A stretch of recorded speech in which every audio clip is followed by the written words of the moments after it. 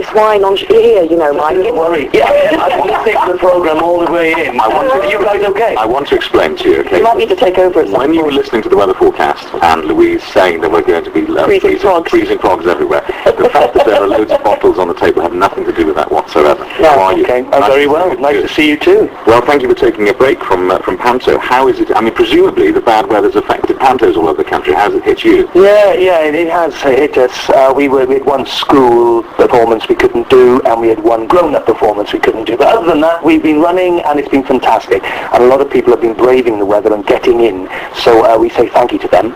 And for those who haven't been able to get it in, I think they're going to rebook. So all is not lost. Yeah, good. So tell us about it. What are you playing and what's Well, it's Robinson Crusoe. I've never done Robinson Crusoe before. This is my 22nd year in pantomime. You should have a medal, really, shouldn't you?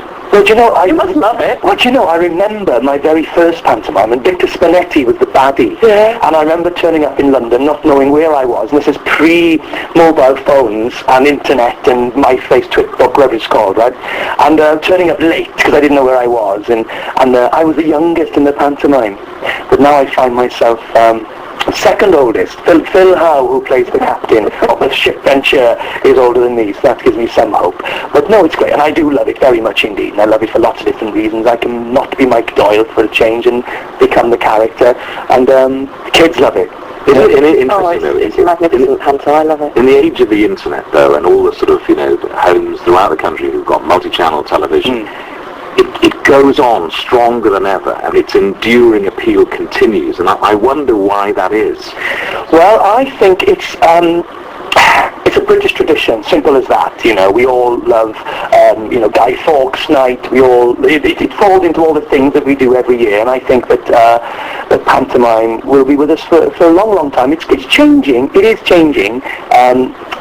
In what sense? Well, I think kids, as you say, there's so many things on the TV now. There's video games. There's all these different ways of communication. Kids are a lot more advanced, I think, than what they were when we were kids. And I think the expectations are higher. They expect more out of a pantomime now. And some of the big pantomimes that you have, like Birmingham Hippodrome, it's like something out of Hollywood, But what's great about our pantomime is that it's it's really traditional. It's not old-fashioned, but the kids really get it, and they get it very quickly. Oh, I love that. And what I love about a panto, we go to panto every single year, is my mother-in-law goes, we go, the children go. It's for the whole family, and everyone gets a buzz out of it, and it's a real feel-good. You come out of the theatre, and you're feeling great, and you're giggling, and it's just wonderful. And as an introduction to the theatre for children, exactly, I think it's magnificent, because they can go and they can shout and boo, and it's not sort of stuffy. Well, of course it's not. No, and I think, especially because with this pantomime, we do a lot of schools, and I mean, they obviously talk about it in the playground to each other, and they might have write an essay about it or something like that, but they just know what to do. As soon as the curtain goes up, as soon as the baddie's on there, they all boo instantly, I mean, I play Robinson, which is a bit of a hybrid part, really, because I'm the hero, and I'm also the knockabout silly guy as well. I mean, I have a gang, and when I say, "Hiya, gang," they all go, "Yo, Crusoe," which is quite funny. But it's great, and that's what never ceases to amaze me. They know what to do. They know all the cliches, don't they? It's behind you, and it's just a fantastic way of entertaining. It really is. And we're up there in Blackwood at the Miners Institute at the moment, and it's a great venue, a really good panto house, and we just love it up there. I'm looking forward very much to the next venue, which is Carmarthen Lyric, which is my hometown. We're there from the 2nd of January right the way through to the 9th, and it's a fabulous theatre. It really, really is in Carmarthen. It's nice to play too. And so many communities around Wales have lost their theatres. The regional theatre is not in good health around the UK for a variety of reasons. But I mean, it's good to have these productions going into the heart of communities and keeping that tradition of live performance alive. Amen to that, absolutely.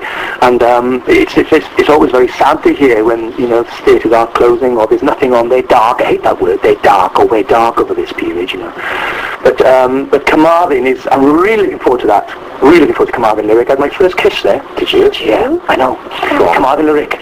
well, I must have been about 12 or 13. Her name was Elizabeth Harris from Crispin Avenue in Carmarthen. If you want, she's doing Elizabeth Harris, if you're listening to this programme, 03700 100, I wonder if she remembers that. What if she can't remember it? Well, apparently, she does remember, because I did a concert there quite a few years ago at the Lyric Theatre, and she was in the audience, and unbeknown to me that she was in the audience, so I just happened to say, oh, by the way, I had my first ever kiss in this very theatre. Elizabeth Harris from Crispin Avenue, you know, and she went, oh my God, I'm here! She there with her husband? Yeah, her husband wasn't too happy, but it's slightly humiliating, isn't it, in front of a theatre full of people. Hey, the interesting thing about your business is that, everywhere, in all workplaces all around the country, it's that sniffle season, it's flu. You've got to stay so well doing this kind of thing, 2 gigs a day.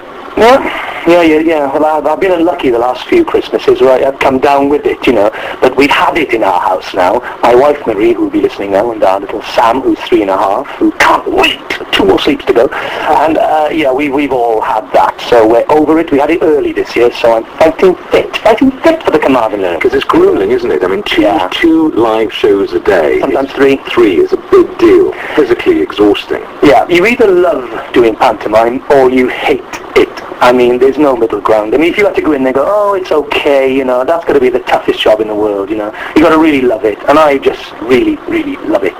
Even when I was poorly last year, I kind of loved it. But it is hard work. It really, really is. And I know a lot of people who have said, oh, enough's enough, not going to do it again, And sometimes I say that. I say, oh, it'd be lovely to have a Christmas off. Do you know, I've not had a Christmas off for 22 years. Just a Christmas Day, that's it. I have no idea what it must be like to have that week off over Christmas. I look at all those people having this office parties, in between shows, we'll go over the road there to the pub and we'll have our food. And I see all these people, they're singing, oh, Christmas, oh, everyone's so happy. Not back till the 6th of January.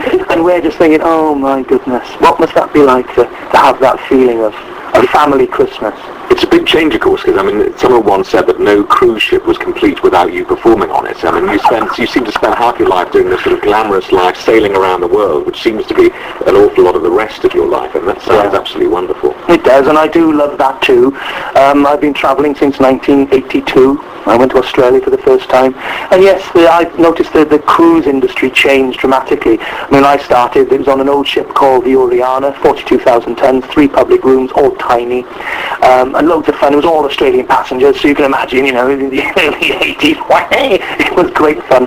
But but now there are ships out there now, 260,000 tons, with theatres that are bigger than the Millennium Centre. Wow. Yeah, and we pack that out twice nightly.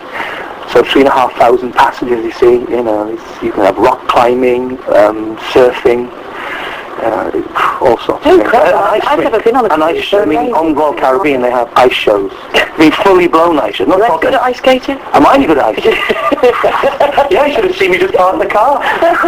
And when you're not performing, what do you do on these cruises? I mean, is it the life of Riley? It sounds like it. Well, I mean, in the early days, I took full advantage of it all, and you do your shows, and what do you do the rest of the time? And yes, there's a lot of partying, and all that kind of stuff goes on. And the medics, right? Just one quick story. There I was minding my own business, and then a little code word comes out. Medics are pouring out. 12 o'clock. Be there.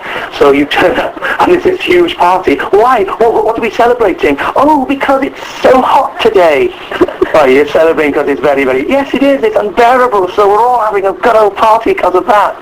That's mental stuff, isn't it? But I'm not like that anymore. I mean, it's more of a business to me now. I mean, the least time on board I spend, the better.